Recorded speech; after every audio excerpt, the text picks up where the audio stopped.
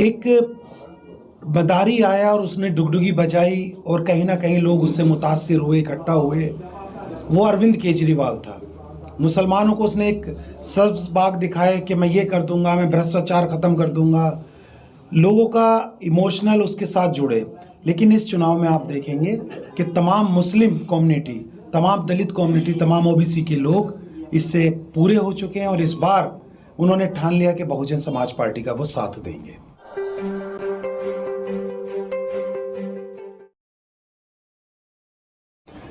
आज जहां चारों तरफ देखा जा रहा है कि आम आदमी पार्टी और भारतीय जनता पार्टी किस तरह लोगों को परेशान कर रही है, किस तरीके से ये दोनों पार्टी एकजुट होके तमाम दलितों के साथ, ओबीसी समाज के साथ, मुस्लिम समाज के साथ दोहरा रवैया अपना रही हैं, उसी को ध्यान में रखते हुए बहन जी ने पूरी की पूरी दिल्ली के अंदर 70 की 70 विधानसभाओं में प्रत्याशी उतारे हैं।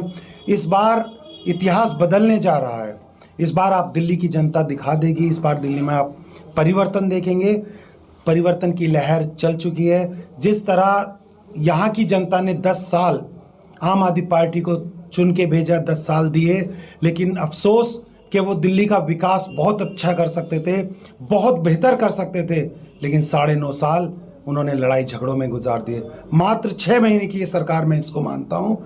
तो इस बार जनता स्थायी सरकार बनाने के लिए, महिला सुरक्षा के लिए, गंदे पानी से निजात पाने के लिए, रोज़गार के लिए, यहाँ पे जो सड़कों पे गंदगी जमा है, सीवरों पे जमा है, यमुना नदी की बुरी हालत हुई हुई है, इन सब को मद्देनजर रखते हुए वोट करेगी और बहुजन समाज पार्टी के 70 के 70 विधायकों को दिल्ली सरकार दिल्ली में निशान अलग अलग हैं। एक बीबी त्यागी जो 15 दिन पहले भारतीय जनता पार्टी से आम आदमी पार्टी में शामिल हुए हैं, एक जो मौजूदा विधायक है। मौजूदा विधायक पिछले 5 साल से इलाके में नहीं दिखाई दिया। जब उनकी निगेटिविटी बहुत ज़्यादा हुई, बजाय इसके कि उसका टिकट बदलते, उन्होंने अपना ही प्रत्याशी आम आदमी पार्टी के रूप में उतार रखा है। तो आम आदमी पार्टी और भारतीय जनता पार्टी तो एक है। तो ये कैसे, ये तो नूरा कुश्ती लड़ रही हैं। जनता ये बात समझ चुकी है। इस बार जवाब मैं आप लोगों के माध्यम से पूरे दिल्ली प्रदेश को यह बताना चाहता हूँ कि आदरणीय बहन जी के निर्देशानुसार जो 70 विधानसभा सीटें हैं दिल्ली विधानसभा में, दिल्ली प्रदेश में, तो उसमें से 69 आउट ऑफ 70 69 सीटों पे हम लोग कंटेस्ट कर रहे हैं जी। और अगर जीतने की बात है तो मैं आपको स्कोर कार्ड ये इस तरह तो नहीं बता पाऊंगा कि कितना हम जीत सकते हैं, लेकिन यह ज़रूर आश्वासन देना चाहता हूँ प्रदेश के लोगों को कि हमारे लिए दिल्ली कोई नई नहीं है। वो इसलिए नई नहीं है क्योंकि दिल्ली प्रदेश में जो वोटर सपोर्टर होता है वो पार्टी का, इससे पहले भी 2008 से 12 तक, जब तक इस आम आदमी पार्टी की एंट्री दिल्ली प्रदेश में नहीं कराई गई, तब तक की स्थिति में दिल्ली प्रदेश में बहुजन समाज पार्टी के पास वोट अप्रॉक्स 15% हुआ करता था, 14.7 समथिंग कुछ करके। तो ऐसी स्थिति में हमारे लिए ये बात नहीं होगी कि हम अपने लोगों के बीच में जाएं और लोगों को नई तरह से कनेक्ट करें। हमारे पास ये एक टास्क है सबसे ज़्यादा इस बात को लेकर कि जो लोग हमसे मिसलीड करे गए या मिसगाइड करके उनको आम आदमी पार्टी की तरफ झूठे जुमले वादों के बदौलत उधर शिफ्ट किया गया, हमारी ये कोशिश रहेगी कि हम वापस अपने जो पूर्व में वोट रहा है उसको वापस लें, और अगर हम उसमें कामयाब होते हैं तो 8, 10, 15 सीटें, कितनी भी आंकड़े हम छू सकते हैं। नहीं, आप ये नहीं कह सकते कि बीएसपी वाले कुछ नहीं दे रहे हैं, लेकिन ये बात ठीक है, बीएसपी वाले झूठे वादे नहीं दे रहे हैं। क्योंकि अगर आप देखेंगे कांग्रेस पार्टी ने पूरे देश की तरह दिल्ली प्रदेश में काफ़ी समय राज किया, भारतीय जनता पार्टी ने काफ़ी यहाँ पर सरकार बनाई और राज किया। 10 साल से ज़्यादा जो है केजरीवाल जी की सरकार को हो गए हैं। लेकिन अगर बात झूठे जुमले वादे की करें तो हमारे पास झूठे जुमले वादे इसलिए नहीं होते हैं क्योंकि हम सरकार चला चुके हैं। और आज की परिस्थिति में अगर आप दिल्ली देखेंगे तो दिल्ली में कांग्रेस सरकार चला चुकी है, बीजेपी सरकार चला चुकी है, आम आदमी पार्टी सरकार चला चुकी है। जब तीनों लोग सरकार चला चुके हैं तो नए झूठे वादे क्यों कर रहे हैं इस जनता को लूटने के लिए। हमारे पास अगर सरकार चलाने का उदाहरण है तो उत्तर प्रदेश में 4 बार की सरकार है और मुख्यतः 7 से 12 वाली सरकार में जो आदरणीय बहन जी ने देश के सबसे बड़े राजनीतिक प्रदेश को पिछड़ेपन से बाहर निकालकर उसकी अच्छाई उन्नति के लिए उत्तर प्रदेश को अव्वल प्रदेश बनाया था। उसी आधार पर अगर जनता को ये समझ में आ जाए कि हमने जो काम किए वो हम दिल्ली प्रदेश में भी करेंगे तो हम सरकार चलाने में कामयाब होंगे और आने वाले समय में दिल्ली प्रदेश इन सब झूठी पार्टियों से बचकर बहुजन समाज पार्टी पर विश्वास करके अपनी मूलभूत सुविधाएं जो कि हमारे वादे रहते हैं, आपने वादों की वैसे हमने कोशिश की कि 70 में से 70 सीटों पे लड़ाएं, लेकिन कुछ टेक्निकल फॉल्ट एक उसमें रहा सीट पर, और एक सीट जो है बाबरपुर वो हम कंटेस्ट नहीं कर रहे हैं। तो 70 में से अभी जो वर्तमान में कंटेस्ट करेंगे वो 68 सीट। खारिज या विड्रॉल हुआ है कुछ?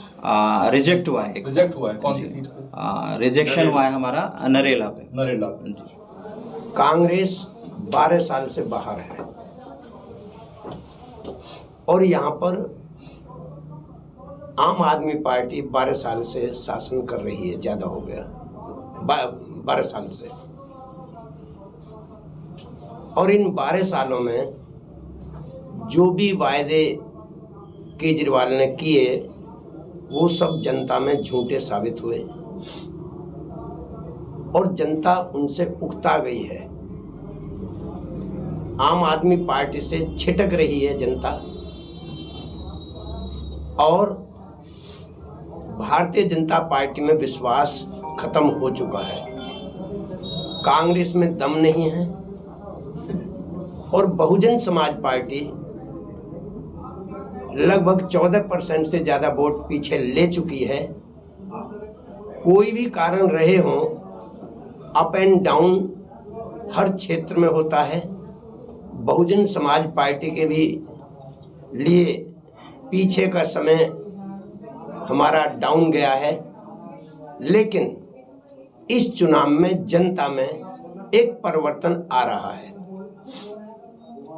और जनता देख रही है कि चाहे कांग्रेस का राज रहा, चाहे आम आदमी पार्टी का रहा और चाहे बीजेपी का रहा, तीनों पार्टियों ने शासन किया और तीनों ने खूब वायदे किए, खूब झूठ बोला और तीनों से उकता रही है।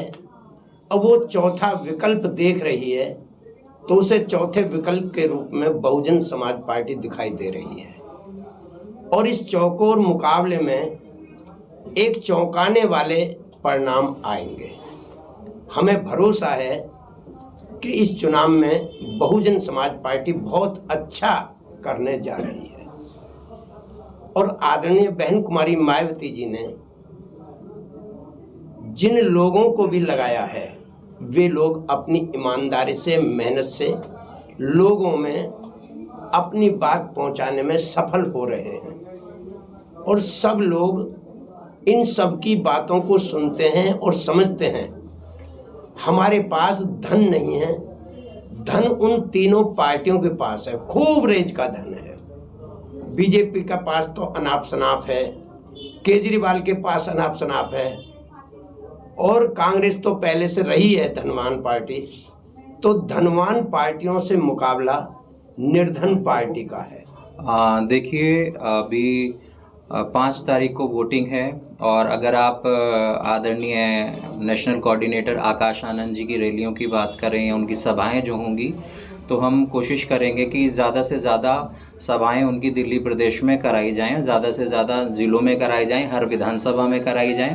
तो उनका तो पूरा एक शेड्यूल है।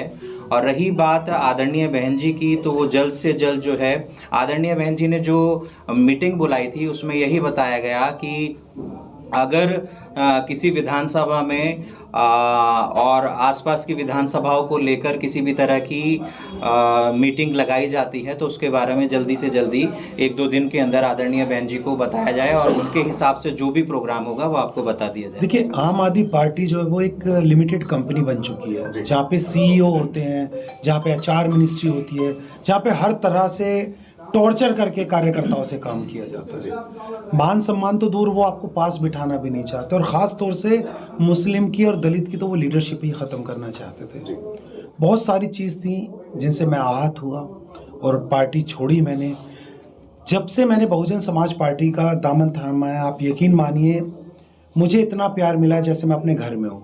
तमाम लोग, सतीश चौधरी जी हैं, अध्यक्ष जी हैं, मिलता हूँ, बिल्कुल परिवार की तरह, भाइयों की तरह मुझसे रहते हैं। जितना मान सम्मान इस पार्टी में मिला है, मैं नहीं समझता कि हिंदुस्तान की किसी और पार्टी में ख़ास तौर से मुसलमानों के लिए कोई जगह है या मुसलमानों की लीडरशिप के निखारने के लिए कोई कार्य किया। देखिए, एक मदारी आया और उसने डुगडुगी बजाई और कहीं ना कहीं लोग उससे मुतासिर हुए, इकट्ठा हुए।